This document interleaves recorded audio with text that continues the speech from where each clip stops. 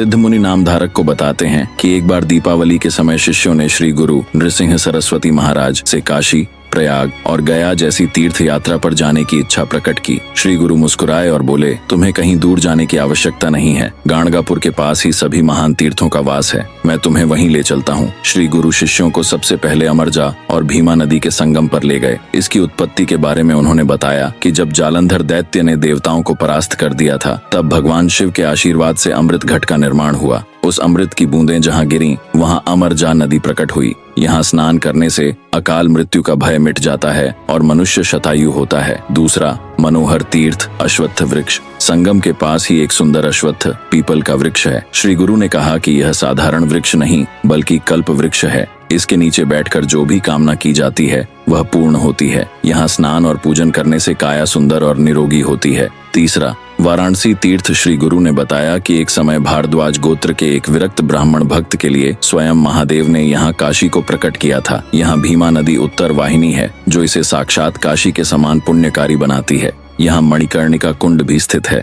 चौथा, पाप विनाशी तीर्थ। श्री गुरु ने अपनी बहन रत्नाबाई को बुलाकर उनके पूर्व जन्म के पापों का स्मरण कराया। उन्होंने बताया कि पूर्व जन्म में रत्नाबाई ने अनजाने में बिल्ली के 5 बच्चों को मार दिया था, जिसके कारण उन्हें श्वेत कुष्ठ हुआ था। श्री गुरु के कहने पर रत्नाबाई ने इस तीर्थ में 3 दिन स्नान किया और वे पूर्णतः रोग मुक्त और निष्पाप हो गईं। पांचवा, कोटि तीर्थ। यहाँ स्नान करने का फल करोड़ों तीर्थों के दर्शन के समान है। विशेष पर्वों जैसे ग्रहण या अमावस्या पर यहाँ दान देने से अनंत गुना फल प्राप्त होता है। छठा, रुद्रपद तीर्थ। यह स्थान बिहार की गया के समान फल देने वाला है। यहाँ पितरों के निमित्त श्राद्ध या पूजा करने से 7 पीढ़ियों का उद्धार होता है और कोटि जन्मों के पाप कट जाते हैं। सातवां, चक्र तीर्थ। यहाँ भगवान विष्णु का वास माना जाता है। इस तीर्थ में स्नान करने से मनुष्य को आध्यात्मिक ज्ञान प्राप्त होता है और वह भगवान के चतुर्भुज रूप को प्राप्त करने योग्य बनता है। यह स्थान द्वारका के समान पवित्र माना गया है। आठवां, मनमठ तीर्थ कल्लेश्वर स्थान। गाणगापुर के पूर्व में स्थित कल्लेश्वर मंदिर के पास यह तीर्थ है। यह गोकर्ण महाबलेश्वर के समान प्रभावशाली है। यहाँ अभिषेक और दीपदान करने से